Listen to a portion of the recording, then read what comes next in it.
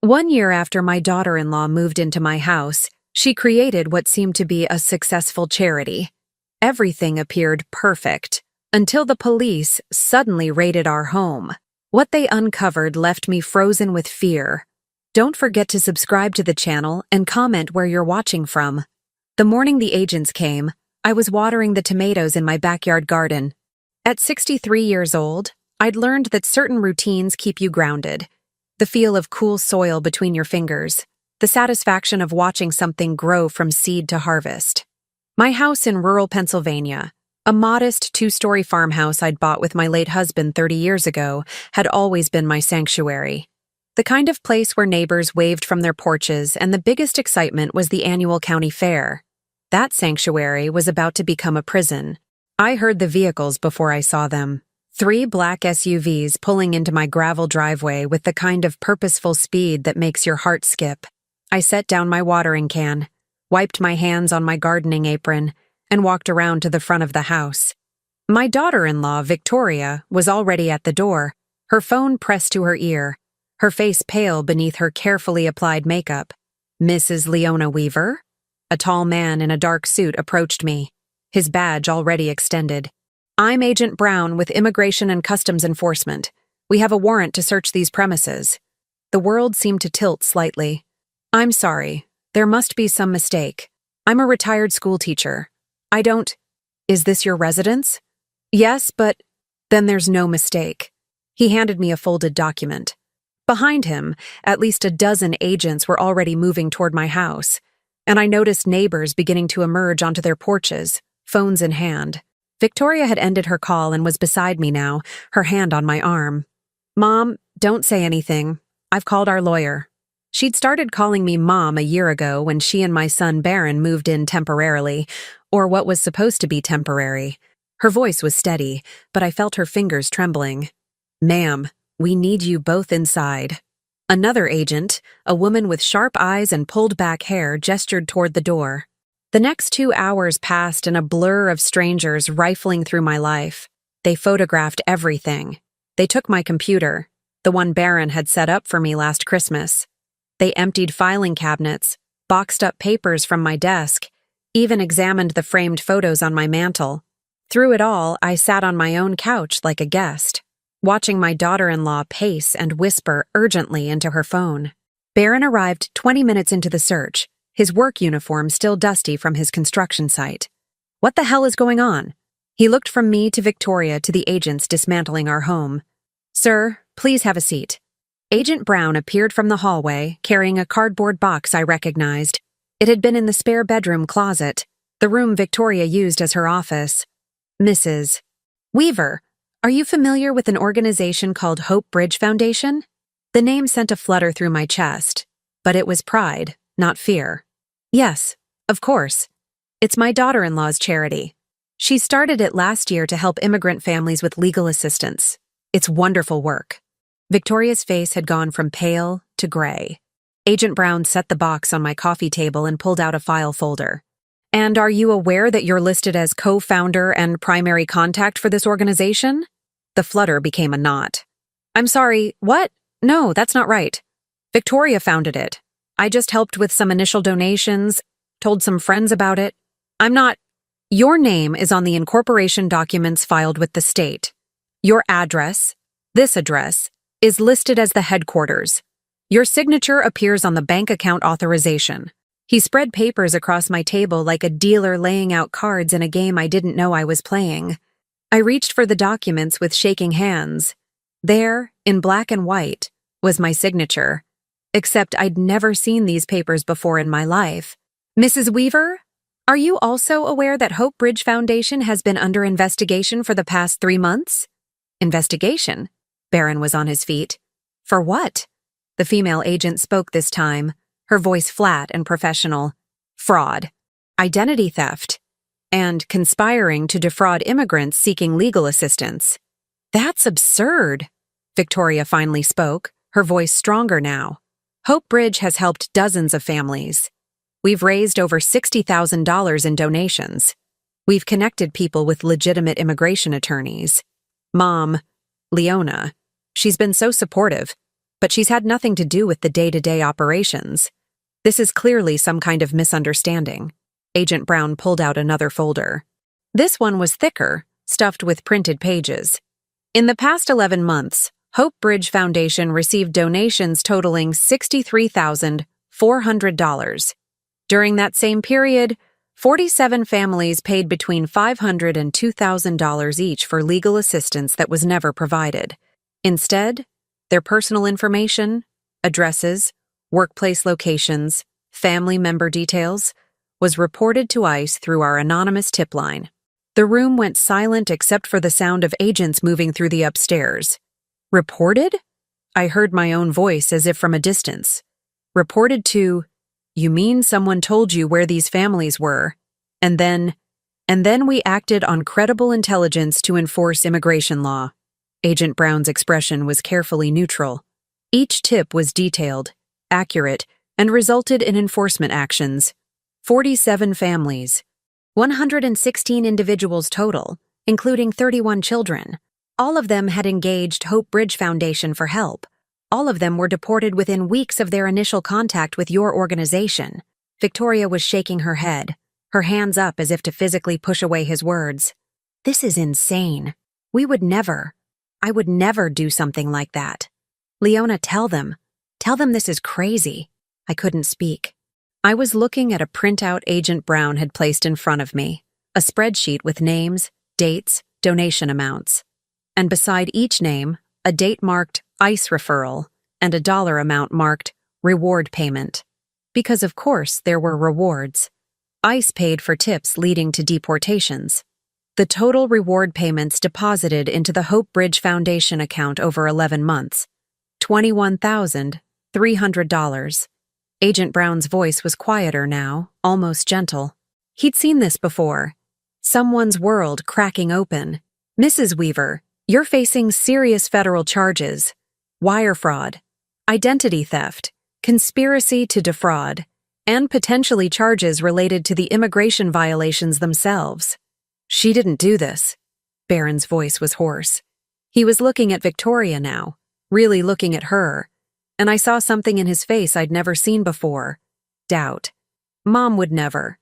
She spent 30 years teaching kids from every background imaginable. She's donated to actual immigrant rights organizations for years. She couldn't. Your mother's signature is on the bank accounts.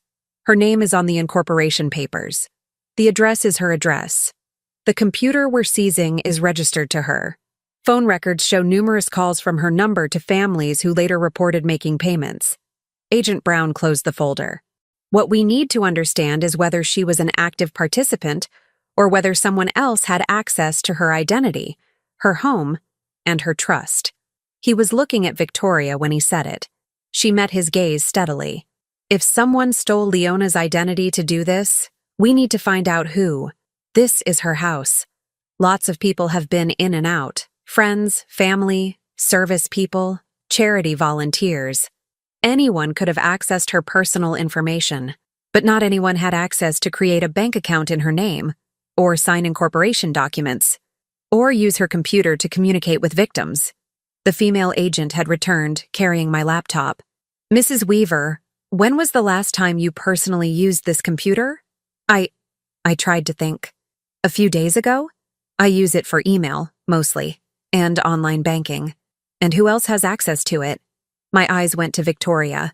She'd set it up for me, helped me create passwords, showed me how to use it efficiently. She'd been so patient, so kind. Just family, I whispered. Agent Brown stood. Mrs. Weaver, I'm going to need you to come with us. We have questions, and it would be better to do this formally, downtown. You're not under arrest at this moment, but I'm advising you that you're a subject of an active federal investigation, and anything you say can be used in court. Barron moved to stand beside me. She needs a lawyer. That's her right. Agent Brown's expression softened fractionally. But Mrs. Weaver, I'll tell you this as clearly as I can. Someone ran a sophisticated, cruel scheme from this house. They exploited vulnerable people, destroyed families, and profited from their suffering. If that someone wasn't you, you need to help us figure out who it was. Because right now, all the evidence points to your involvement. whether willing or unwitting. As they led me toward the door, I looked back at my living room. Victoria was standing by the window, backlit by afternoon sun, her silhouette perfect and still. She was watching me with an expression I couldn't quite read. Was it sympathy? Fear? Or was it something else entirely? In the car on the way to the federal building, watching my neighborhood disappear behind me, I realized what had been nagging at the edge of my consciousness for months. Little things.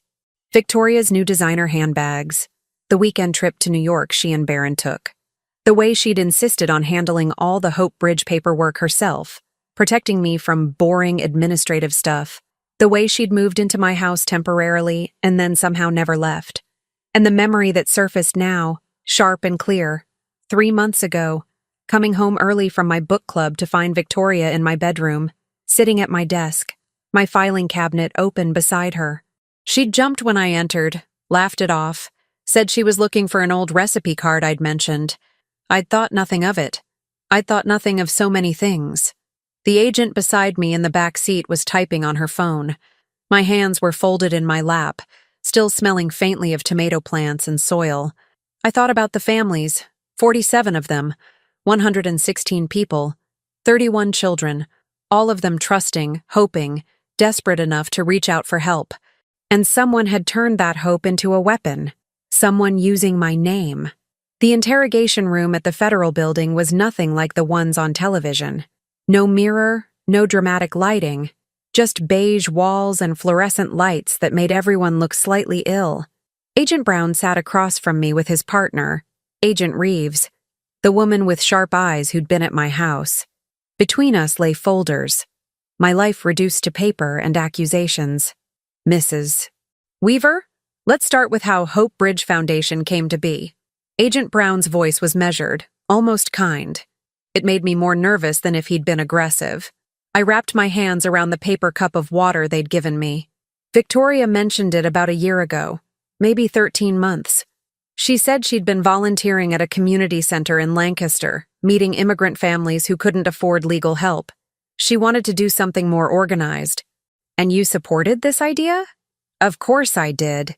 My voice came out defensive. It seemed like a beautiful thing, helping people navigate a complicated system, connecting them with legitimate attorneys. She said she'd been researching how to start a nonprofit. Agent Reeves leaned forward. Did you attend any meetings where Hope Bridge was discussed? See any of the families she claimed to be helping? Visit the office? The office. My stomach tightened. There was no separate office. Victoria worked from home, from my home. She said it saved money that could go directly to helping families. So you never met any of the clients? No. Victoria said it was better that way. Confidentiality, you know? Many of them were nervous about their status. She didn't want to overwhelm them with too many people. It had made sense at the time. Now every reasonable explanation felt like a brick in the wall of a trap. Agent Brown opened one of the folders. Mrs. Weaver, I'm going to show you some documents. I need you to tell me if you remember signing them. He slid papers across the table one by one. Bank signature cards, articles of incorporation, a lease agreement for a P.O. box in Lancaster. Each one bore my signature, my actual signature, not a forgery I could easily identify. My hand, my pen pressure, my characteristic way of crossing my T's. I don't remember these. My voice had dropped to a whisper. But that's my signature. I don't understand how... Is it possible you signed documents without reading them carefully? Perhaps your daughter-in-law presented them as something else? I closed my eyes, trying to remember. Victoria had asked me to sign things occasionally. A birthday card for a neighbor, a form for Barron's insurance. Papers, she said, were for her volunteer work. Had she slipped these in among innocent documents? She might have, I admitted. But I'm not senile. I'm not some confused old woman who signs anything put in front of her. I'm careful. I was a teacher for 30 years. I know how to read. No one's suggesting you're senile, Mrs. Weaver. Agent Reeves's tone was gentler now. But we're trying to understand how your signature ended up on documents creating an organization that destroyed 47 families. The number hit me like a physical blow every time I heard it. 47 families. Children torn from schools, parents detained, lives shattered, and my name on the machinery that destroyed them. I want to help those families, I said suddenly. Whatever it takes. If I can testify against whoever did this, if I can provide compensation somehow. Let's focus on figuring out what happened first. Agent Brown pulled out another folder, this one containing bank statements. Hope Bridge Foundation's primary account shows regular deposits from individual donors. Small amounts mostly, $50, $100, $200, then larger payments from the families themselves. Can you explain the pattern here? He pointed to a series of transactions. Every time a family made a payment, there would be a flurry of small donor deposits in the days before, as if the foundation was legitimate and active. Then, 2 to 3 weeks after the family's payment, a deposit from ICE Rewards.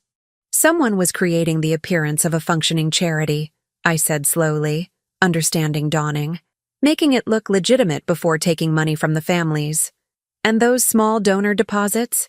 Many of them came from friends of yours, your book club members, your church, your former teaching colleagues. Agent Reeves turned the statement toward me. See these names? Alice Graham, Patricia Morrison, Tom and Linda Garcia, people I'd known for decades. I asked them to donate, I whispered. Victoria gave me information sheets about Hope Bridge. I shared them with friends. I thought I was helping. Oh God, did I help steal from my own friends? The donations from your friends appear to be legitimate. They gave to what they believed was a real charity because they trusted you. Agent Brown's expression was grave. But that trust was weaponized. Your reputation, your relationships, your good name, all of it was used to make Hope Bridge look credible. A knock at the door interrupted us. A younger agent poked his head in. Brown, the lawyer's here. We didn't call a lawyer, Agent Reeves said. For Mrs. Weaver. Says her son retained him. They led me to a small conference room where a man in an expensive suit stood examining his phone. He looked up as I entered, extending his hand with a practiced smile that didn't reach his eyes. Mrs. Weaver, I'm Robert Hastings. Your son Barron and his wife Victoria retained my services on your behalf. I've been briefed on the situation, and I'm here to ensure your rights are protected. His handshake was firm, professional, utterly impersonal. I didn't ask for a lawyer, I said carefully. I mean, I appreciate it, but nevertheless, as your attorney, I'm advising you to stop answering questions immediately. You're not under arrest, which means you're free to leave. We should discuss this matter privately before you say anything else to federal agents. Something about his tone made my skin prickle. Did Victoria hire you? Your son did. But yes, Victoria made the arrangements. She's quite concerned about you. He pulled out a business card, placed it on the table. The family wants to ensure you have the best representation possible. The family. I looked at the card without touching it. Robert Hastings, partner, Hastings and More Legal Group. And who's paying for this representation? That's been taken care of. What matters now is protecting you from what appears to be a very serious misunderstanding. He sat, gestured for me to do the same. From what I understand, you were manipulated by someone, possibly someone with access to your home and personal information. We need to build a defense that demonstrates you were a victim, not a perpetrator. I was a victim, I said slowly, but I'm also responsible. My signature is on those documents, even if I didn't know what I was signing. My name was used to hurt people. I need to make that right. Hastings's smile tightened. Mrs. Weaver, with all due respect, what you need to do is avoid federal prison. You're facing potentially decades behind bars for wire fraud, identity theft, and conspiracy. The government needs someone to prosecute, and right now, you're the easiest target. But Victoria has no paper trail connecting her to any wrongdoing. Your daughter-in-law was, according to all documentation, simply a volunteer helping you run your foundation. If anyone is going to face charges, the evidence currently points to you. The words hit like ice water. That's not possible. She lived in my house. She used my computer. Can you prove she did any of the communications? Can you prove she made the ICE referrals? Can you prove she signed your name to anything? Hastings leaned back in his chair. Or will it be your word against hers? I thought about Victoria's careful way of doing everything, her insistence on handling paperwork, her constant use of my computer rather than her own laptop, how she'd smile and say she liked my setup better, that her laptop was old and slow. She'd never left a trail. Everything led back to me. What do I do? My voice sounded small, defeated. You stay quiet. You let me handle communications with the federal agents. You do not make any statements. Do not try to investigate on your own. Do not discuss this case with anyone except me. He stood, clearly ready to end the meeting. And Mrs. Weaver, it would be wise to remember that your son loves his wife. Accusations without proof will only alienate the family you have left. After Hastings left to discuss my position with the agents, I sat alone in the conference room. Through the small window in the door, I could see him talking with Agent Brown, both men's faces serious. They shook hands. Some kind of understanding reached.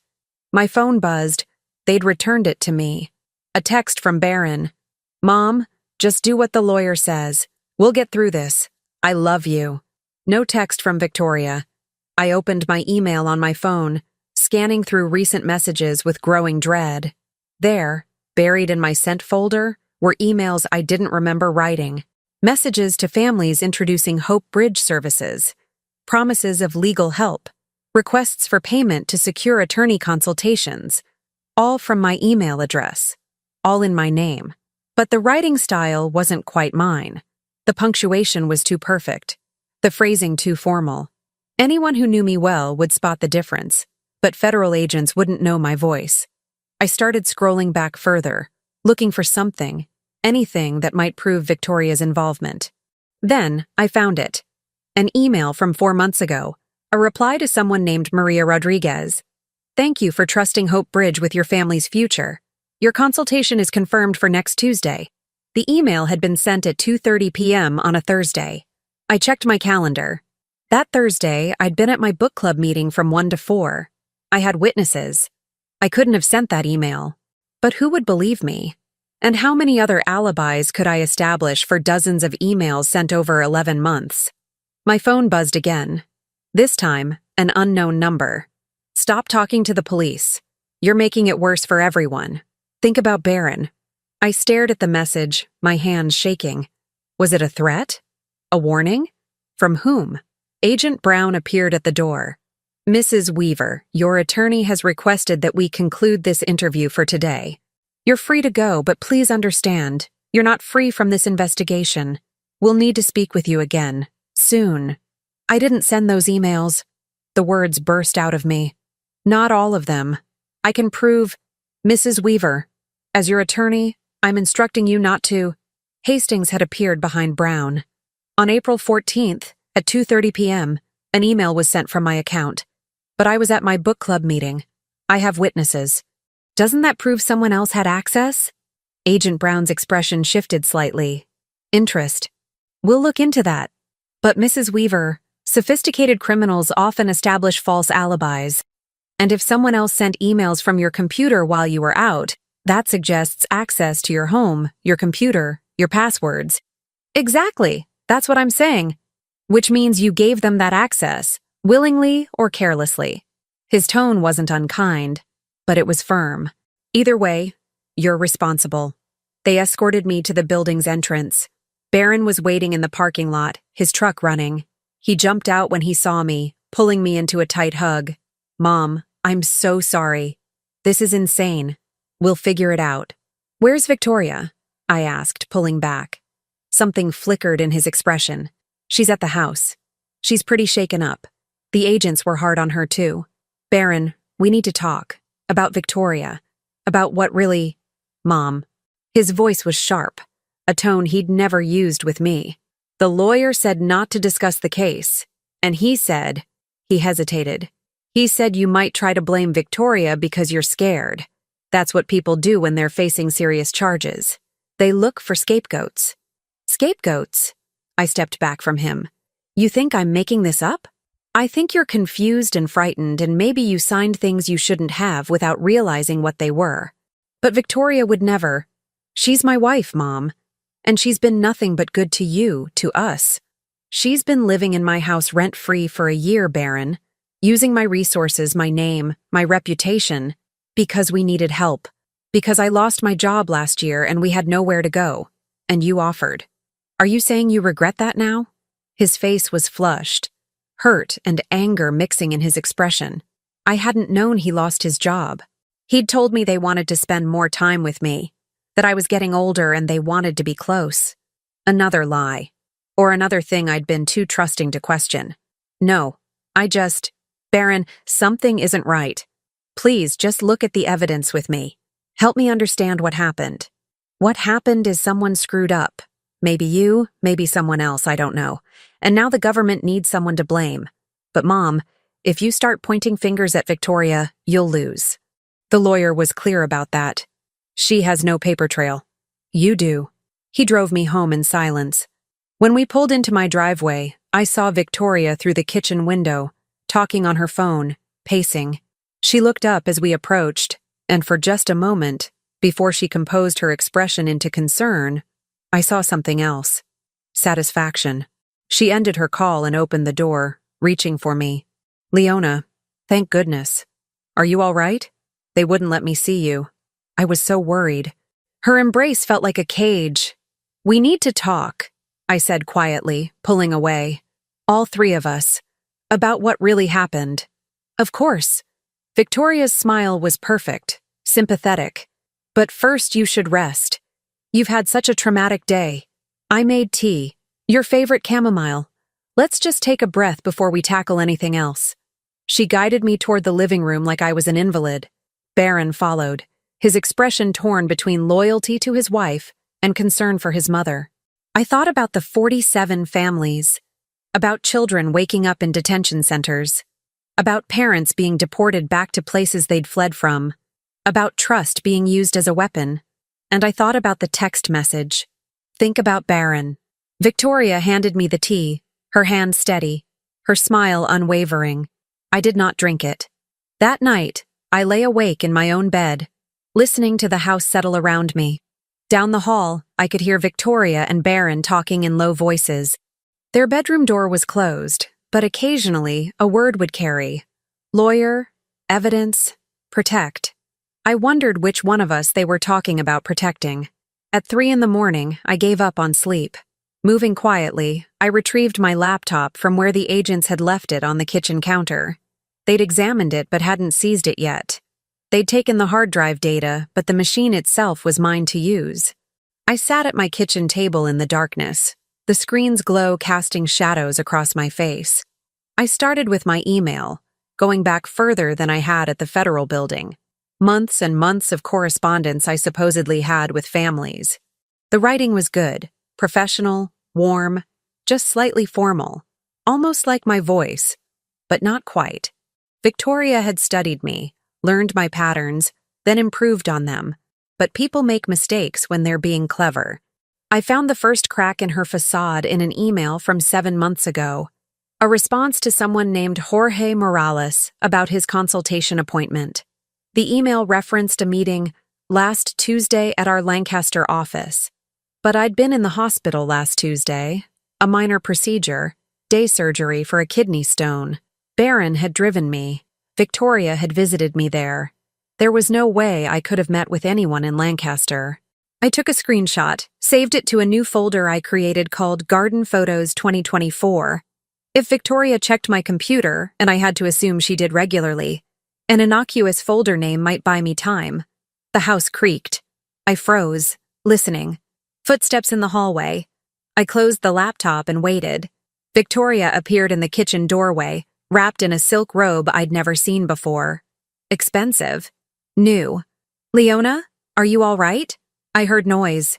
Her voice was soft, concerned.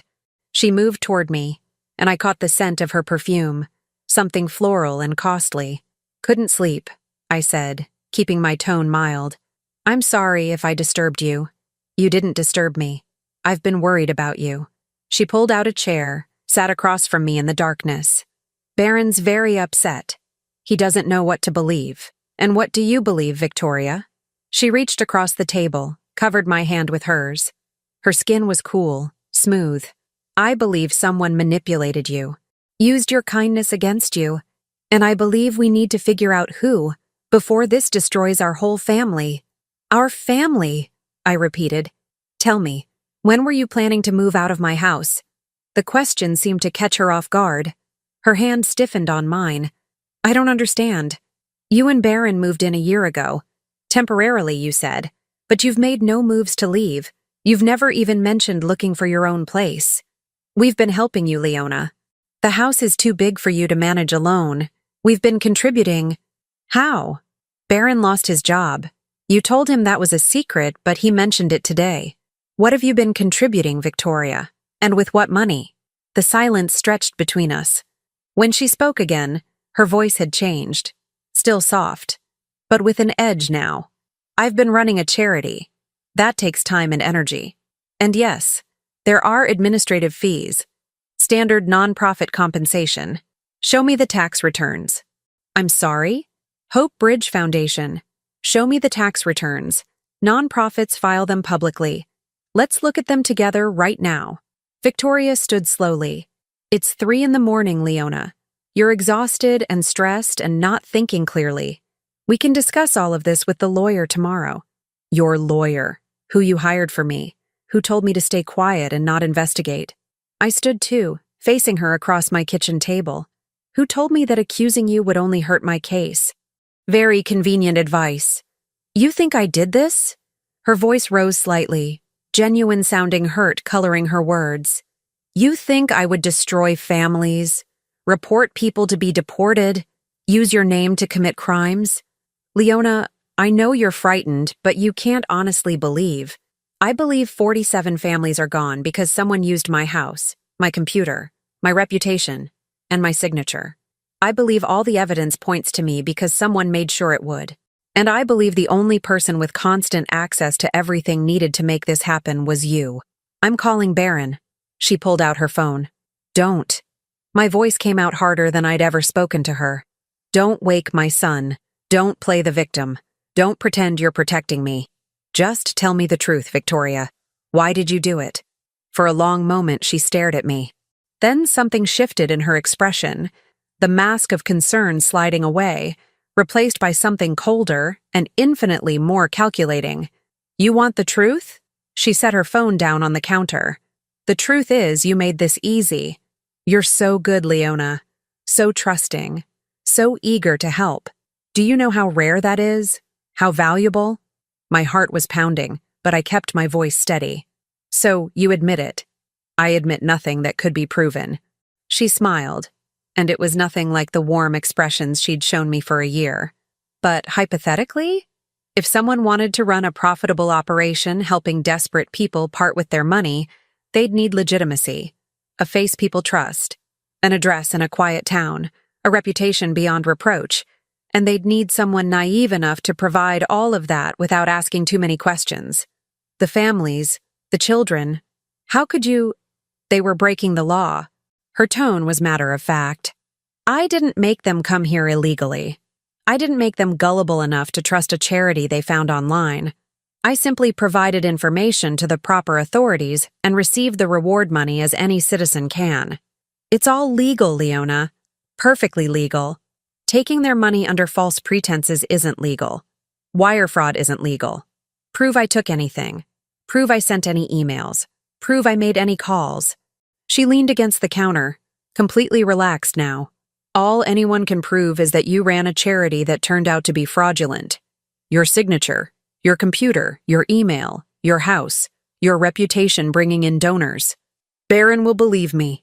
Victoria laughed, a genuine sound of amusement. Will he? Baron, who's been married to me for 4 years? Baron, who depends on me for everything since he lost his job?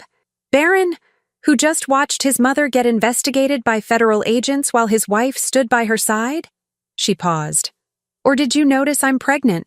The words hit like a physical blow. What? 3 months. We haven't announced it yet. Wanted to wait until the 2nd trimester. But yes, Baron's going to be a father. And you, Leona, are going to be a grandmother. Her smile widened. So when you ask yourself whether Baron will believe his pregnant wife or his increasingly confused elderly mother who apparently ran a criminal operation from her house, what do you think the answer will be? I couldn't speak, couldn't breathe. Here's what's going to happen. Victoria's voice was calm, explaining something to a slow student. You're going to take the blame for this. Your lawyer, my lawyer really, will negotiate a plea deal. You'll claim confusion, maybe early dementia. You'll get a reduced sentence, probably home detention given your age and lack of criminal history. A few years of house arrest, some fines you'll pay off by mortgaging this lovely home, and then it will be over. And if I refuse, if I fight this, then you'll go to trial. They'll parade victim after victim through that courtroom, families you destroyed, children you traumatized, and every piece of evidence will point to you. You'll spend what's left of your life in federal prison. She paused. And you'll never meet your grandchild. Barron won't bring a baby to visit a grandmother in prison. I'll make sure of that. You're evil. The words came out as a whisper. I'm practical. And I'm good at what I do. She picked up her phone. Now, are we going to wake Barron and have a dramatic confrontation where I play the hurt, shocked wife and he's forced to choose between us? Or are you going to be smart and realize you're beaten? I thought about everything I'd found. The email sent while I was in the hospital, the inconsistencies in writing style, the timeline that didn't quite fit. Would it be enough? Could I prove anything? And even if I could, would Barron believe me? Would anyone? I need time to think, I finally said. Of course you do. Victoria moved toward the hallway, then paused. Oh, and Leona, I'd be careful about doing any investigating on your own. The federal agents are watching you. If you contact any of the families, they could claim you're tampering with witnesses. If you dig too deeply, it looks like you're trying to cover your tracks. Your lawyer, my lawyer, will explain all this to you. You're in a very delicate position. One wrong move and you go from possible plea deal to guaranteed prison time. She disappeared down the hallway, leaving me alone in my kitchen. I sat back down, hands shaking, mind racing. She'd boxed me in completely. Every avenue of defense was a trap. Every move I could make would be used against me. But she'd made one mistake. She'd admitted the truth to me, confident I was helpless to use it. And in her arrogance, she'd told me exactly what she was afraid of.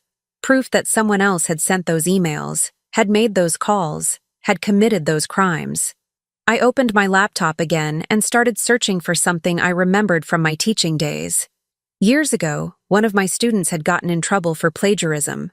We'd used a program that analyzed writing patterns, sentence structure, word choice, punctuation habits. It could identify whether different documents were written by the same person. If Victoria had written those emails pretending to be me, there would be patterns. Differences from my actual writing. Evidence that wouldn't rely on alibis or witness testimony, but on something objective and provable. I found the website, uploaded 2 documents, one of the supposed emails I'd sent to a family, and one of my actual emails to a friend from the same time period. The analysis would take a few hours. Then I started looking into something else. Victoria had mentioned administrative fees for herself from Hope Bridge. Non-profits had to report that compensation. If she'd paid herself anything, any salary, any reimbursement, there would be a record. I found the Pennsylvania nonprofit database and searched for Hope Bridge Foundation. There it was, incorporated 18 months ago. I downloaded the Form 990, the tax return for nonprofits. And there, in the section on compensation, was a salary payment. $25,000 to Victoria Walsh. Not her married name of Victoria Weaver, but her maiden name, listed as Executive Director. She'd paid herself, officially, on a document filed with the IRS. My hands were shaking as I took screenshots, saved them to my innocent garden photos folder. This was proof. Proof she wasn't just a volunteer, but a paid director. Proof she had financial motivation. Proof she was more involved than she claimed. It wasn't enough to clear me, but it was a start. The sun was beginning to rise when Barron found me at the kitchen table, surrounded by papers and printouts. He looked exhausted, older than his 34 years. "Mom, what are you doing?" "Research." I gestured at the papers. "Barron, sit down, please. I need to show you something." "Mom, the lawyer said..." "I know what the lawyer said, but he works for Victoria, not me. And I need you to see this before you make any decisions about who to believe. I pulled out the Form 990. Look at this. It's Hope Bridge's tax return. Victoria is listed as executive director with a salary. She wasn't just volunteering, Baron. She was running this organization and paying herself. He took the paper, studied it. I don't understand. Why would she hide that? Because if she was paid director, she's responsible for what the organization did. It's not just me anymore. She had authority, she had financial interest, she had motive. I pulled out the email evidence. And look at this. An email supposedly sent by me while I was in the hospital having surgery. You drove me that day. You know I couldn't have met with anyone in Lancaster. Baron read through the document slowly. I watched his face, seeing the conflict there. Love for his wife, loyalty to his mother, and the slow, creeping doubt that something wasn't right. She's pregnant, he said finally. Did she tell you? She did. I was going to tell you this morning. It's why we haven't moved out. We've been saving money, trying to prepare for the baby. Victoria said, he stopped, looked at me. She said you were happy to have us stay as long as we needed. I was. I am. Baron, this isn't about wanting you out of my house. This is about 47 families who were destroyed, and someone using my name to do it. But if Victoria was involved, if she did any of this, the baby... His voice broke. I can't raise a child with someone who could do something like that. Which is why she's made sure all the evidence points to me. I reached across the table, took his hand. She's counting on you choosing her, choosing your child, and I understand if you do. But I need you to know the truth, even if you can't act on it. Before he could respond, Victoria appeared in the doorway. She'd dressed, put on makeup. She looked fresh, put together, like someone ready to face the day. Good morning? Her eyes moved from me to Baron to the papers spread across the table. Something flickered in her expression. What's all this? We're just talking, Vic. Baron's voice was strained. About? She moved closer, casually, but I saw the tension in her shoulders. About how involved you really were in Hope Bridge, I said evenly. About your salary. About your position as executive director. About the fact that you weren't just a volunteer helping me. Victoria looked at the Form 990 in Baron's hand. For just a moment, her mask slipped. Surprise, calculation, then recovery. Of course I was executive director. Someone had to do the actual work while Leona was the public face. I never hid that, Baron. You knew I was running things day to day. You told me you were volunteering. Baron's voice was quiet. You said it was Leona's charity and you were just helping out. Well, yes. Technically, it was her organization. I was just paid $25,000 to run it, I interrupted. Which means you had financial motive and operational control. Which means you can't claim you were just an innocent volunteer anymore. Victoria's expression hardened. Fine. Yes, I was paid. That's standard for nonprofit management. It doesn't prove anything except that I worked hard to help people. Work that apparently wasn't appreciated since it's now being used to attack me. She turned to Baron, and I saw her strategy shift, tears welling in her eyes, her hand moving to her stomach in a protective gesture. Baron, I can't believe she's doing this. I've supported her through everything. I stood by her when the agents came, and now she's trying to make me the villain because she can't face what she did. Her voice broke convincingly. And she's doing it when she knows about the baby.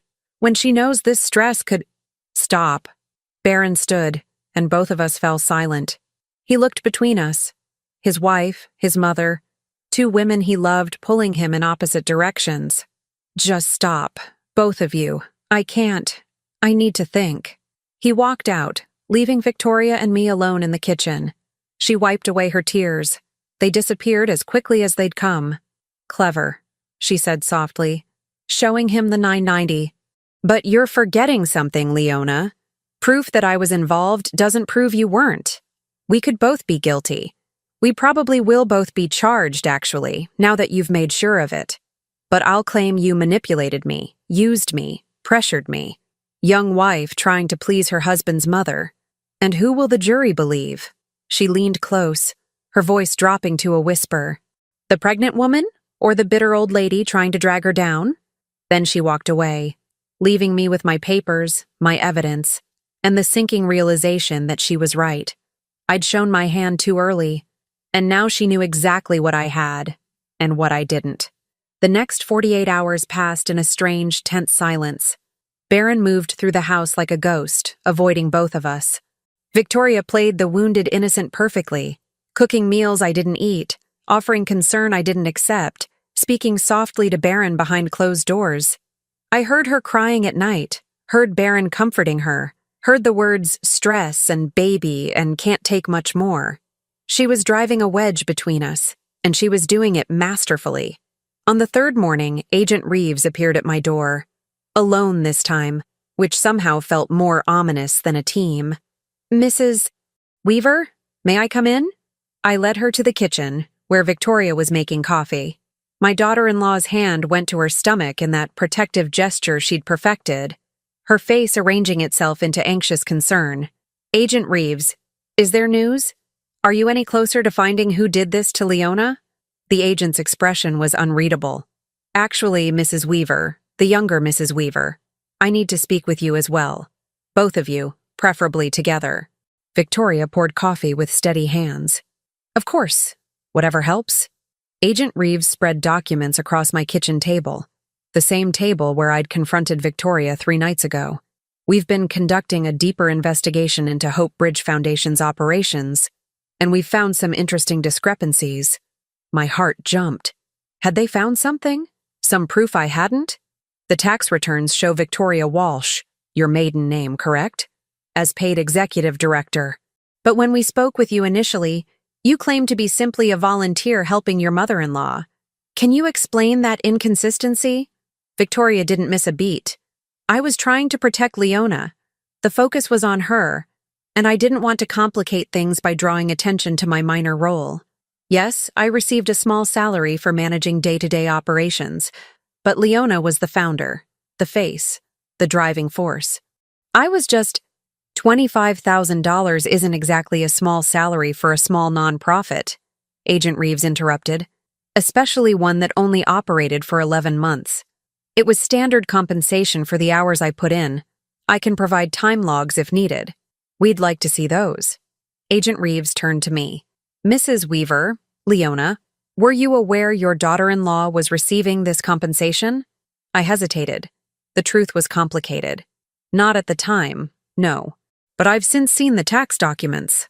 And you're comfortable with her having received that money from an organization bearing your name?" Victoria's coffee cup rattled slightly as she set it down. "Are you suggesting I stole from Leona?" "The salary was approved. Everything was properly documented with the IRS.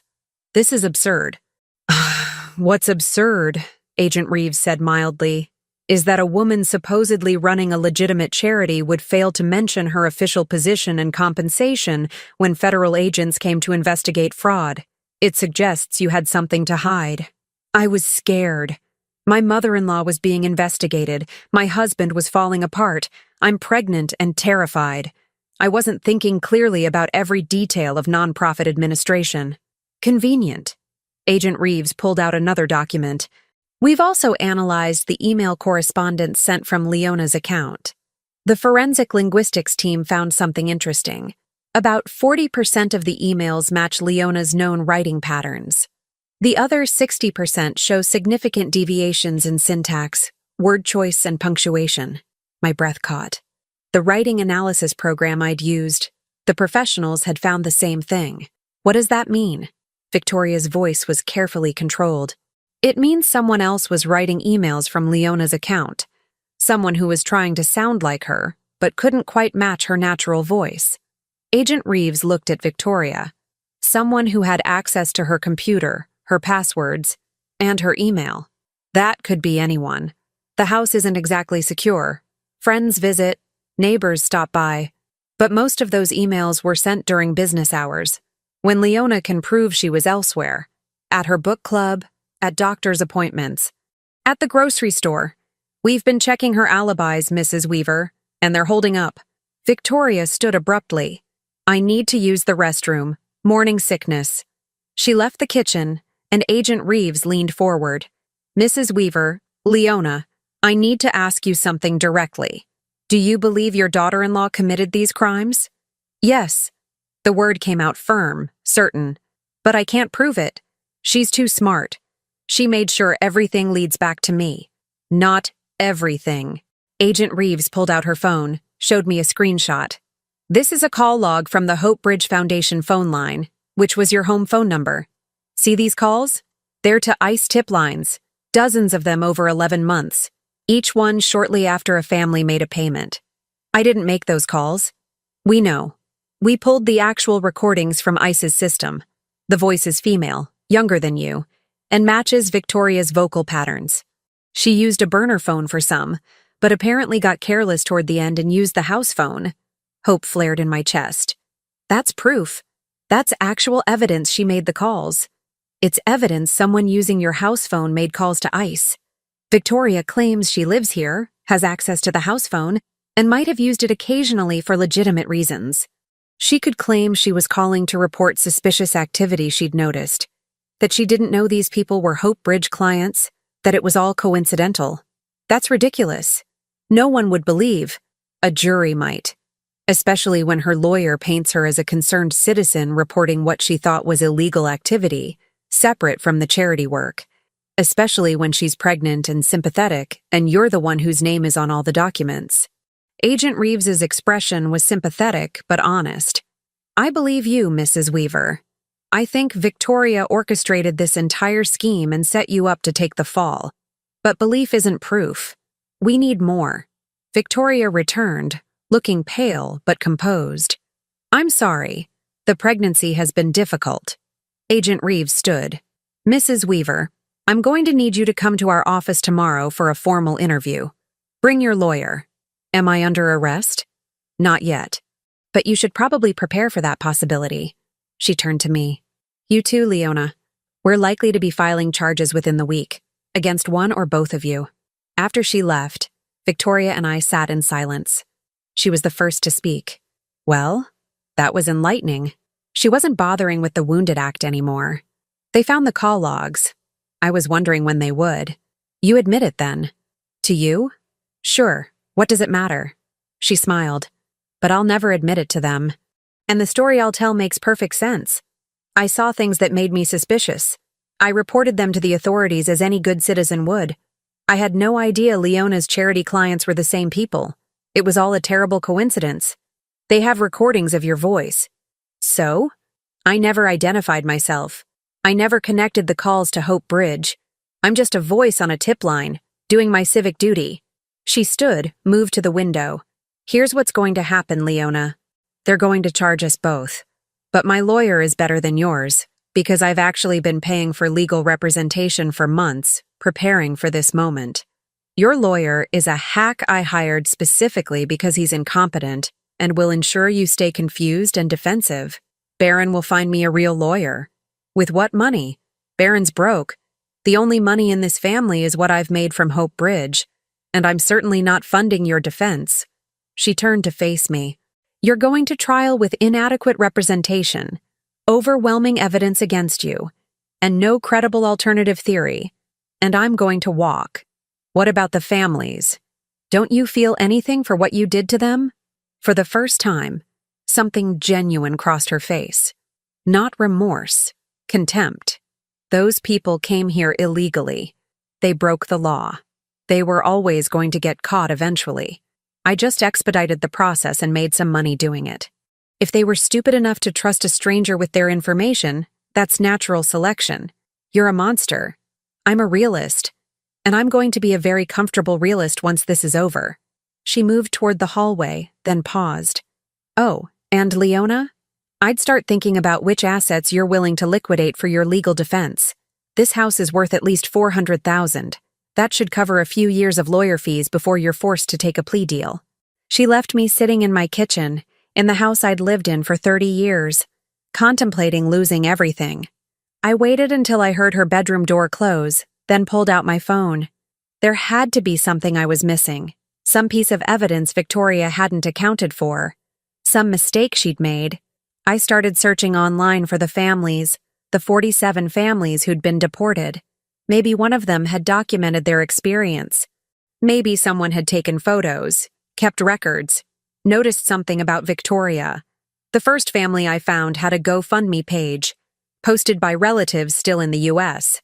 The Morales family, Jorge, Maria, and their 3 children, deported to El Salvador 4 months ago. The page showed photos of the children, smiling kids in school uniforms. The description detailed their story. They'd come to Hope Bridge for help, met with a kind older woman and her daughter-in-law, paid $1,500 for legal assistance, and were picked up by ICE 3 weeks later. A kind older woman. Victoria had told them I was involved. She'd made me part of the meetings, even if only in description. If any of those families testified, they'd say I was there. I was present. I knew what was happening. But I'd never met any of them. Never seen their faces until now. Victoria must have claimed to be me, or implied I was endorsing everything. I kept searching and found a Spanish-language news article about the deportations. A reporter had investigated the pattern. 47 families, all connected to the same charity. The article mentioned that authorities were investigating, that the charity's founder was under scrutiny. And then I saw it. Buried in the article. A detail Victoria hadn't told me. 2 of the families had reported their interactions with Hope Bridge before they were deported. They'd gone to a local immigration lawyer, suspicious about the organization, seeking a second opinion. The lawyer had warned them it might be a scam and had reported Hope Bridge to the Pennsylvania Attorney General's office. 4 months ago. The Attorney General's office had opened an investigation 4 months ago, and somehow it had run parallel to the ICE investigation without anyone telling me, which meant there were 2 sets of agents, 2 bodies of evidence, 2 potential cases being built. And Victoria had known. She must have known. That's why she'd started setting me up more carefully in those final months. Why the evidence against me had become more elaborate, more thorough. My phone buzzed. A number I didn't recognize, but a local area code. I answered. Mrs. Weaver? My name is Ethel Torres. I'm an attorney with the Pennsylvania Attorney General's office. I understand you've been contacted by federal agents regarding Hope Bridge Foundation. Yes, they're planning to charge me. I know. And I'd like to offer you an alternative. Her voice was professional, crisp. We've been investigating Hope Bridge for 4 months. We have evidence the federal agents don't have, including testimony from families who reported the organization before they were deported. And we have a different theory about who's responsible. What kind of theory? The kind where you're a victim, not a perpetrator. Where your identity was stolen by someone with access to your life. But I need your cooperation, full cooperation. And you need to stop talking to anyone about this case, including and especially your daughter-in-law. She lives in my house. I'm aware, which is why I'm suggesting you might want to take a short trip, visit a friend, get some distance. Give us time to build our case without her monitoring your every move. I can't just leave. The federal agents told me not to.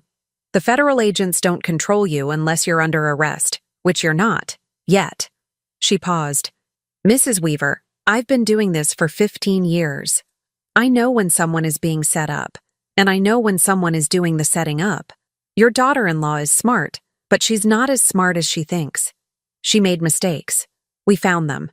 But if she realizes we're closing in, she'll run, and we'll lose our chance to prosecute her properly. What do you need from me?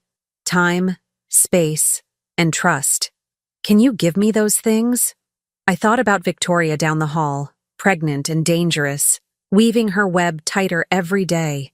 I thought about Barron, torn between 2 women he loved. I thought about 47 families, scattered across different countries, their lives destroyed. Yes, I said. Tell me what to do. 3 hours later, I was in my car with a suitcase, driving to my friend Sarah's house 2 counties away. I'd told Barron I needed space to think, told him I'd be gone a few days. His relief had been obvious, one less source of tension in the house. Victoria had hugged me goodbye, whispered that she hoped I'd come to my senses, reminded me that family was forever. I'd smiled and nodded and packed my bags. Now, driving through Pennsylvania countryside as the sun set, I called Ethel Torres back. I'm out. What's next? Next, we gather evidence you can actually use. The federal case is built around documentation, Paper trails, signatures, bank records. Our case is built around something else. Digital forensics, witness testimony, and phone records they haven't fully analyzed yet. What did they miss? Everything your daughter-in-law did online. Every search she made planning this scheme. Every forum she visited learning how to set someone up for fraud. Every social media message she sent to friends bragging about her stupid mother-in-law. Torres's voice hardened. She kept a digital diary, Mrs. Weaver. On a private blog she thought was anonymous. We found it. What does it say? Everything. The whole plan. Documented in real time. How she chose you. How she manipulated your son into marriage. How she moved into your house specifically to gain access to your identity. How she researched the best way to exploit immigrants and avoid detection. She wrote it all down like she was proud of herself. That's evidence. That's proof. It will be, once we verify it's really her writing it. Which is why we need you to help us establish her digital patterns, her voice, her style. We need to prove that blog is hers beyond reasonable doubt. How long will that take? Weeks. Maybe a couple of months. Which is why you need to stay away. Let her think she's won. Let her get comfortable. Comfortable people make mistakes. I pulled into Sarah's driveway as the last light faded from the sky. My friend was at the door before I even got out of the car, her face full of concern and questions. I'll explain everything, I told her. But first, I need to tell you that the next few weeks are going to be strange. I need a place to stay, and I need to not tell anyone, especially my family, exactly where I am or what I'm doing. Sarah, who'd known me for 35 years, who'd taught alongside me and raised her children with mine, simply nodded. Whatever you need. You're safe here. As I carried my suitcase inside, my phone buzzed with a text from Barron. Mom, please reconsider. Victoria's really upset. Can we talk? And another text from an unknown number. Leaving won't save you. The evidence doesn't care where you are. Your lawyer. Except I hadn't told my lawyer I was leaving, which meant Victoria had sent that message using his phone or spoofing his number. She was monitoring me, threatening me, reminding me she could reach me anywhere. I turned off my phone and handed it to Sarah. Can you put this somewhere I won't be tempted to look at it? What's happening, Leona? I'm fighting back, I said. Finally. 3 weeks at Sarah's house felt like 3 years. Every morning, Ethel Torres would call with updates. Every evening, I'd sit at Sarah's kitchen table reviewing documents, analyzing evidence, preparing for what Torres called the confrontation. We need her to incriminate herself, Torres explained during one of our meetings at a coffee shop halfway between Sarah's house and Harrisburg. The blog is powerful evidence, but a good defense attorney will claim it could have been written by anyone. We need her own words, spoken aloud, preferably recorded. You want me to wear a wire. I want you to have a conversation, a real one, where she feels safe enough to tell the truth. Torres stirred her coffee, her expression thoughtful. The federal agents are moving forward with their case against both of you. They're planning to file charges next week. But if we can get solid evidence against Victoria first, we can convince them to focus their prosecution where it belongs. She won't talk to me. She knows I suspect her. But she'll talk to Barron, and Barron will talk to you. Torres pulled out a folder. We've been monitoring their financial accounts, with proper warrants, of course. Victoria's been moving money. Lots of it. $30,000 transferred out of their joint account in the past 2 weeks. She's preparing to run. My chest tightened. She'll take Barron with her. Maybe. Or maybe she'll leave him behind to deal with the fallout. Either way, she's getting ready to disappear, which means we're running out of time. What do you need me to do? Torres slid a piece of paper across the table. Go home. Tell Barron you're ready to take the plea deal the federal prosecutor is offering. Tell him you're going to plead guilty to fraud charges, that you'll probably get house arrest because of your age, but that you need to say goodbye to your home, your life as you knew it. Make it emotional. Make it real. That's not hard. It is real. Then Victoria will want to meet with you. She'll want to make sure you're actually going through with it, that you're not planning some last-minute defense. And when she does, we'll be listening. The recording device Torres gave me was smaller than I expected. A button on my cardigan, nearly invisible. She'd also provided my phone back, now equipped with software that would record any conversation within 20 feet. Just get her talking, Torres had said. About the plan, about the money, about her intentions. Anything that shows she knew what she was doing and did it deliberately. Now, standing on the porch of my own house, my suitcase at my feet, I felt the weight of that button like an anchor. Barron opened the door and his face crumpled with relief. Mom, thank goodness. I've been so worried. He pulled me into a hug, and I held him tight, breathing in the familiar scent of my son. Sawdust and coffee and home. I'm sorry I left, I said quietly. I needed to think. I understand. Come in. Are you okay? I followed him inside. The house looked the same, but felt different. Colder somehow. Victoria was in the kitchen, her pregnancy more visible now, her hand resting on her rounded stomach. Leona. Her smile was cautious, measured. Welcome home. Thank you. I set my suitcase down. Is it still home? Or should I start thinking of it as the place I used to live? Barron's face fell. Mom, don't talk like that. The federal prosecutor called yesterday. They're offering a plea deal. 5 years house arrest, forfeiture of assets, restitution to the victims. If I take it, I avoid prison. If I don't, I'm looking at 15 to 20 years behind bars. The words came out steady, practiced. Torres had helped me rehearse them. I've decided to take the deal. No. Barron's voice was firm. You can't. You didn't do this. Barron, the evidence says otherwise.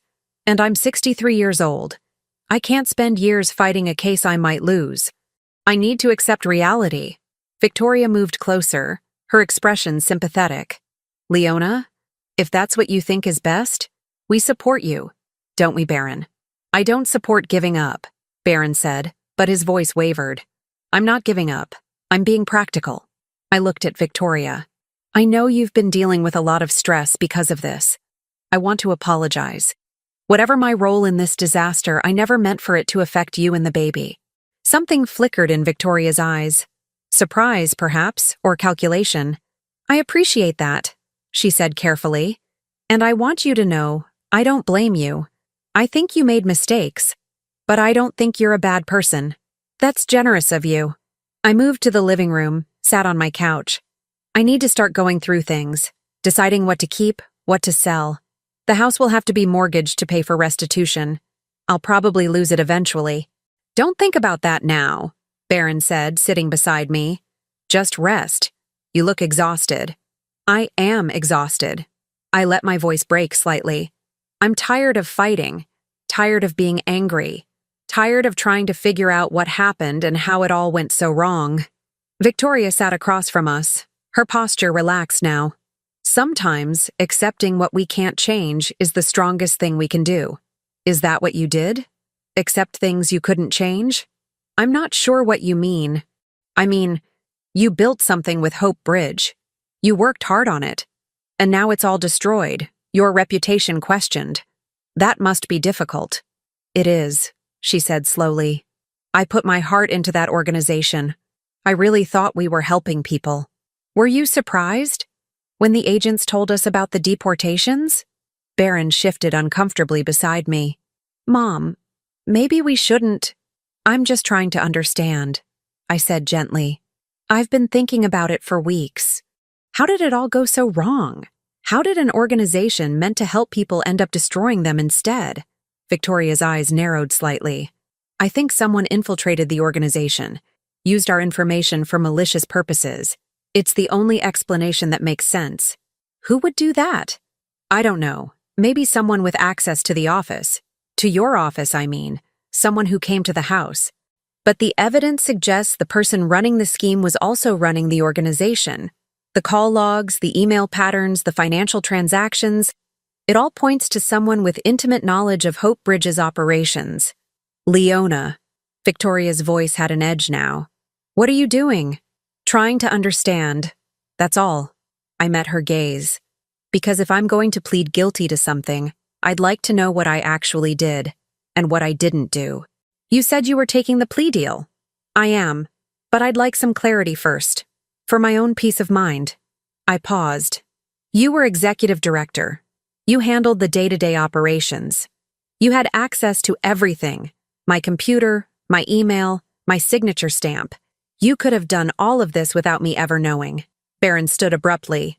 Mom, stop. You can't. I can ask questions, Barron. I think I've earned that right. I kept my eyes on Victoria. The agents found call logs from our home phone to ICE tip lines. They have recordings. The voice on those recordings is yours, Victoria. That's not true. They can match voice patterns. It's science.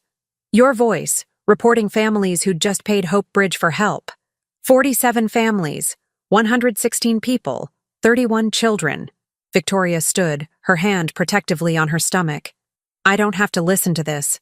I've been nothing but supportive, and now you're attacking me again. Barron, I can't take this stress. The baby is fine, I said quietly. Because there is no baby. Is there, Victoria? The room went silent. Barron turned to his wife, his face pale. What is she talking about? She's confused. She's under enormous stress and I called your obstetrician's office, I said. Or rather, the Attorney General's office did with a proper warrant. There's no record of you as a patient. No prenatal visits, no ultrasounds, no pregnancy at all. Victoria's mask cracked. You had no right. I had every right to investigate someone who's been destroying my life. I stood, facing her across my living room. The pregnancy was just another manipulation, another way to secure Barron's loyalty, another layer of protection against suspicion. Barron. Victoria turned to him, tears forming. Don't listen to her. She's trying to turn you against me because she can't face what she did. But Barron was staring at his wife's stomach. You told me we were having a girl. You said we'd felt her kick. You've been taking prenatal vitamins every morning. I am pregnant. She's lying. They're all lying to protect themselves. Prove it, Barron said, his voice hollow. Show me medical records. Let's go to the doctor right now. Prove you're pregnant. Victoria's face went through a series of emotions. Fear, anger, calculation. Then something settled. Something cold and final. Fine. You want the truth? There's no baby. There never was. I told you I was pregnant because you were starting to doubt me, starting to ask too many questions about Hope Bridge. The pregnancy made you stop asking. She looked at me. And it worked. It made you both pliable, easy to control. Victoria, Barron's voice broke. Don't. She held up a hand. Don't act betrayed. You knew what you were marrying. A woman who came from nothing and was willing to do whatever it took to have something. You thought it was attractive when I was ambitious and clever. You just didn't like it when I applied those qualities to your mother. You destroyed families, I said. You took money from desperate people and then had them deported for profit. I took money from criminals. They were here illegally. They were always going to get caught. I just expedited the process and made it profitable. She was fully herself now, the mask completely gone. And yes, I set you up, because you were perfect, trusting, respectable, naive, the ideal person to take the fall. Why? Barron's question was barely audible. Because I wanted money. Because I was tired of being poor. Because I could. She looked at him with something like pity. And because your mother made it so easy. Every signature I needed. Every password I asked for. Every document I told her was something else. She just gave it to me. She trusted me completely. That's not a justification, I said. That's an explanation of how you exploited someone's kindness. Call it what you want. It worked. She moved toward the hallway. And now, if you'll excuse me, I'm going to pack. You've clearly made your choice, Barron. Choose your mother over your wife. I'm sure that will work out well for you. You're not going anywhere, I said quietly. Victoria laughed. You think you can stop me? With what? Your hurt feelings? Your moral superiority? I have money. I have a plan. And I have a very good head start. You have Pennsylvania State Police outside every exit of this house. Ethel Torres stepped through my front door, badge extended, 2 officers behind her. And you have the right to remain silent, though you've already said quite a lot. Victoria Walsh, you're under arrest for wire fraud, identity theft, conspiracy to defraud, and violations of Pennsylvania's immigrant exploitation statutes. Victoria's face went white as the officers moved forward, handcuffs ready. You recorded this. She looked at me, at the button on my cardigan, at the phone on the coffee table. You set me up. I established the truth, I corrected. With your own words, your own admission of guilt. Everything you did to me, you just confessed to doing deliberately, knowingly, and without remorse. As the officers read Victoria her rights and led her toward the door, she stopped, looked back at me one last time. You think you've won? They'll still charge you too. You signed those documents. You provided the infrastructure. You're not innocent, Leona. You're just less guilty than I am. Maybe, I said. But I can live with that. Can you? They took her away. Through the window, I watched them put her in the back of an unmarked car, watched the car disappear down my quiet street. Barron stood in the middle of the living room, looking lost. Mom, I'm so sorry. I should have believed you. I should have. You loved your wife. That's not something to apologize for. I moved to him, took his hands. But Barron, you need to understand something. This isn't over. Victoria was right. I'll probably still face charges. The federal case against me is separate from the state case against her. I might still end up pleading guilty to something. But you didn't do anything wrong. I signed documents without reading them carefully. I gave someone access to my life without protecting myself. I trusted when I should have questioned. I squeezed his hands. Those aren't crimes exactly, but they're not innocence either. Ethel Torres was still in my living room, organizing papers. Mrs. Weaver, we'll need your full cooperation for the prosecution against Victoria. Your testimony will be crucial. You'll have it, whatever you need. And I've been in contact with the federal prosecutors. Given Victoria's confession, which we have on excellent recording, by the way, they're willing to discuss dropping charges against you in exchange for your cooperation. No guarantees, but it's likely you'll walk away from this with no criminal record. The relief that washed over me was so intense I had to sit down. Thank you. Thank you for believing me. Thank you for being smart enough to collect evidence and brave enough to face her.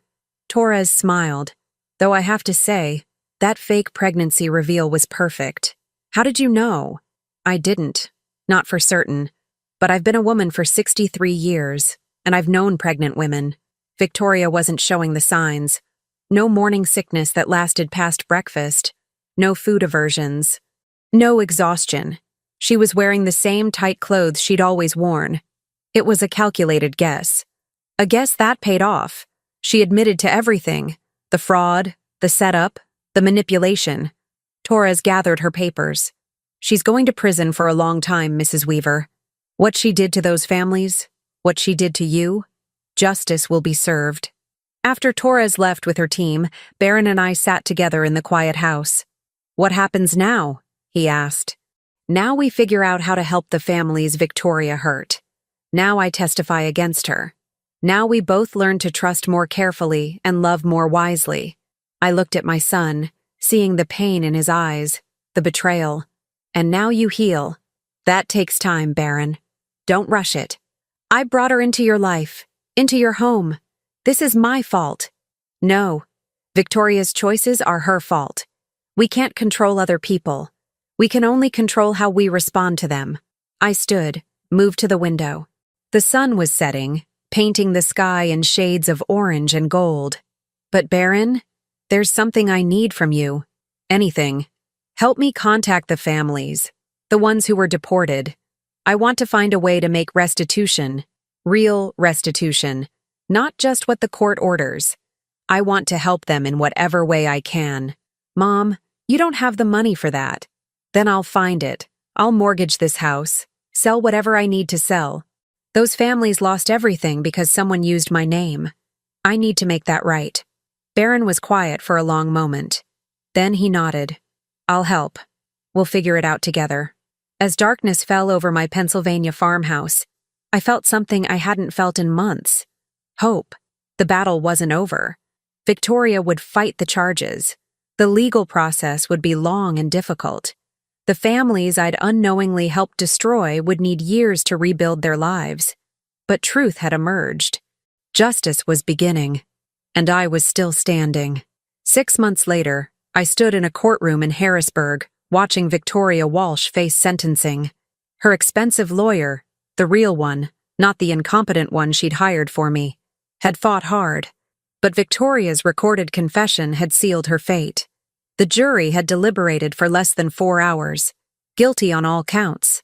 The judge, a stern woman in her 50s with kind eyes, read through the charges methodically. Wire fraud, identity theft, conspiracy, immigrant exploitation under Pennsylvania state law. Each guilty verdict came with its own weight, its own consequence. Mrs. Walsh, the judge said, looking directly at Victoria, I've presided over many cases in my career. I've seen desperation drive people to crime. I've seen poverty, addiction, mental illness, factors that, while they don't excuse criminal behavior, help explain it. But your case is different. You weren't desperate. You weren't impoverished. You were simply greedy, and you were willing to destroy vulnerable families to satisfy that greed. Victoria stood perfectly still, her face composed. She'd gained weight in jail. No longer the slim, polished woman who'd lived in my house. Her hair was pulled back simply, her clothes plain, but her eyes still held that calculating quality, that sense that she was always 3 moves ahead. You exploited your mother-in-law's trust and reputation. You stole from immigrants who came to you for help. You reported them for deportation to collect reward money. And you showed no remorse. In fact, your recorded statements demonstrate a disturbing lack of empathy or conscience. The judge consulted her notes. The prosecution has presented testimony from 3 families who managed to return to the United States legally. Their testimony about the trauma you inflicted, the terror their children experienced, the loss of their homes and livelihoods, is heartbreaking. I'd sat through that testimony. Maria Rodriguez, who'd returned on a humanitarian visa, describing how her 8-year-old daughter still had nightmares about being taken from their apartment. Jorge Morales, testifying via video link from El Salvador, explaining how his family had lost everything they'd worked for. A young mother named Carmen Santos, whose husband had been detained separately, and whom she hadn't seen in 7 months. Victoria had watched it all with the same blank expression she wore now. I'm sentencing you to 15 years in federal prison, to be followed by 5 years of supervised release. You will also be required to pay full restitution to all 47 families you defrauded, totaling approximately $160,000 plus damages. The judge's gavel came down with finality. I hope you use your time in prison to develop the conscience you appear to lack. As they led Victoria away, she looked back once. Not at Barron, who sat 2 rows behind me, his face pale and drawn. Not at her own parents, who'd flown in from Ohio and sat in stunned silence. At me. And she smiled. A small, knowing smile that said she still believed she'd been smarter, cleverer, better than all of us. That her only mistake had been getting caught. I didn't smile back. I simply watched her go, watched her disappear through the door that led to the holding cells, to the prison transport, to 15 years of consequence. Ethel Torres found me in the hallway afterward. It's over, Mrs. Weaver. Federal charges against you were formally dropped this morning. You're free. Completely free. Thank you. For everything you did. Thank you for having the courage to fight back. She handed me a folder. These are contact details for some of the families. Several of them have expressed interest in meeting you when you're ready. Some are angry. They associate Hope Bridge with you, even knowing you were a victim too. But others understand what happened and want to thank you for your testimony. I took the folder, held it carefully. I'll reach out to them. All of them, even the angry ones. They deserve that. Barron was waiting by the courthouse steps. He'd lost weight over the past months, looked older than his 34 years. The divorce papers had been filed the day after Victoria's arrest. He'd moved back into my house temporarily, sleeping in his old childhood bedroom, trying to piece together who he was without the woman he'd thought he'd married. You okay, Mom? I'm better than okay. I took his arm as we walked to the parking lot. I'm vindicated. I'm free. And I'm starting to think about what comes next. What does come next? I'd been thinking about that question for months. The answer had come slowly, carefully, through long nights and quiet mornings and conversations with Sarah over tea. I'm going to sell the house, I said. Baron stopped walking. What? Mom, that's your home. You've lived there for 30 years. And it's full of memories, good ones and bad ones. But it's also too big for me, too expensive to maintain, and too associated with everything that happened. I squeezed his arm. I've already found a nice condo in town. 2 bedrooms so you can visit. A small garden plot. Affordable, manageable, mine. But the restitution, I thought the court only ordered Victoria to pay. It did. But Victoria has no money. She spent it all on lawyers and moving it to offshore accounts the investigators couldn't touch. Those families won't see a penny from her for years, if ever. I'd made peace with my decision weeks ago. So I'm selling the house and using the proceeds to make direct restitution payments. Not to everyone, I don't have that much, but to as many as I can help. Starting with the families who testified. Mom, you don't have to do that. Legally, you're not responsible. Legally, no. Morally, yes. We reached the car. My name was used to hurt people, Baron. My reputation, my signature, my home. I can't undo that harm, but I can try to address it. And I can't do that while living in the house where it all happened. He was quiet for a long moment. You're remarkable, you know that? I'm just doing what's right. No, you're doing what's extraordinary. Most people in your position would take their vindication and move on. You're choosing to sacrifice your home to help strangers. They're not strangers. They're people whose lives intersected with mine in the worst possible way. I owe them what I can give. The drive home, I still thought of it as home, though not for much longer, was peaceful. Spring was arriving in Pennsylvania, bringing green to the fields and warmth to the air. I'd always loved this drive, this landscape. I'd love it from somewhere else now. Baron helped me start packing that evening. We worked in comfortable silence, wrapping dishes, boxing books, sorting through 30 years of accumulated life. I found something, Baron said from the spare bedroom, the room that had been Victoria's office. He emerged holding a small notebook, leather-bound and expensive-looking. It was hidden in the back of the closet. I opened it carefully. Victoria's handwriting filled the pages. Notes, calculations, plans. This wasn't the digital diary the AG's office had found. This was something else, something physical she'd kept as backup. The entries started 2 years ago, before she'd even married Baron. Target identified, Leona Weaver, 61, retired teacher, widow, well-respected in community. Son Baron, 32, construction worker, financially unstable. Initial approach through community center volunteer work. Establish connection, then relationship with son. My hands trembled as I read further. Leona is perfect, trusting, generous, eager to help. She's already mentioned her work with immigrant students. Can use this. Marriage to Baron gives me access to house, computer, personal information. Timeline. 6 months to establish trust, 12 months to execute plan, 6 months to establish ironclad evidence trail leading to her. She'd planned everything. Every moment, every manipulation, every step of her scheme. Written it down like a business plan. Mom, maybe you shouldn't read that, Baron said quietly. No, I should. I kept reading. I need to see exactly what happened, what I missed. The entries detailed her research into immigration fraud, her calculations of potential profit, her strategies for gaining my trust. There were notes about my habits, my schedule, my friends.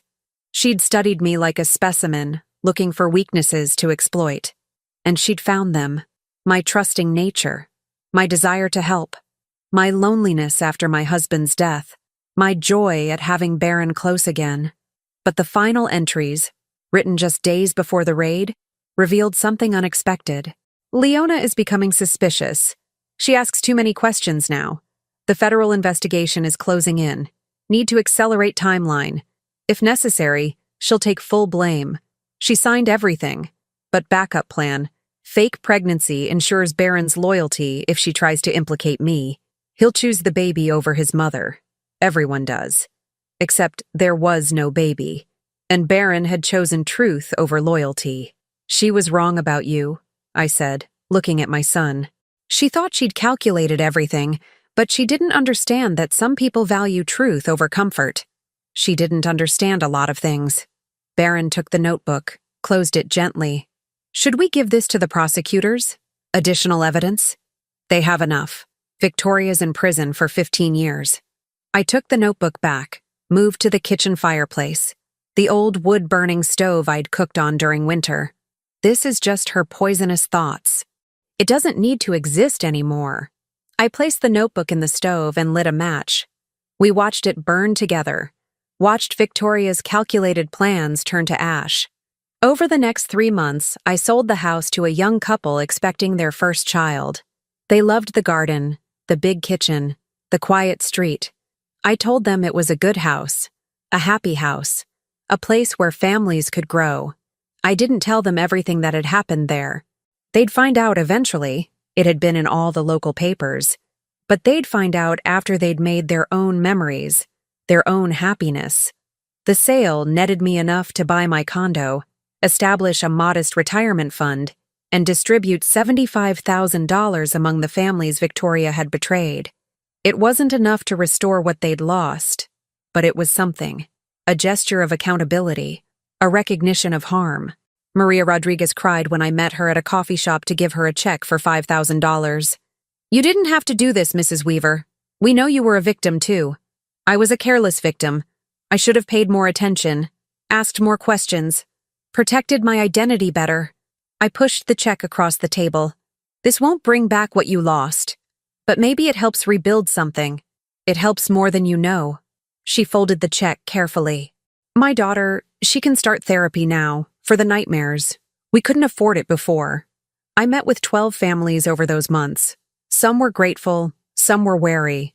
2 refused to see me at all, and I respected that choice. Their association with Leona Weaver was too painful, regardless of the truth. But most understood. Most saw that I was trying, in my imperfect way, to make something right from something very wrong. Ethel Torres stopped by my new condo on the day I finished moving in. She brought wine and takeout Chinese food, and we sat on my small balcony watching the sun set over town. How do you feel? She asked. Lighter, I said honestly. Poorer, but lighter. Older, but wiser. I smiled. Like I've learned something important about trust and vigilance and the balance between them. What's the lesson? That kindness doesn't mean naivety. That helping others requires protecting yourself. That trust should be given carefully but not withheld fearfully. I sipped my wine. And that when someone shows you who they really are, you should believe them, but you should also gather evidence. Torres laughed. That's a very practical moral. I'm a very practical person. I just forgot that for a while. She left as darkness fell, and I stood on my balcony alone, looking at my new neighborhood, my new life, smaller than before, but mine.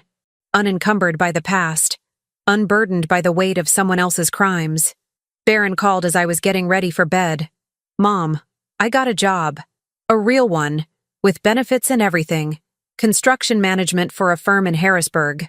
That's wonderful, sweetheart.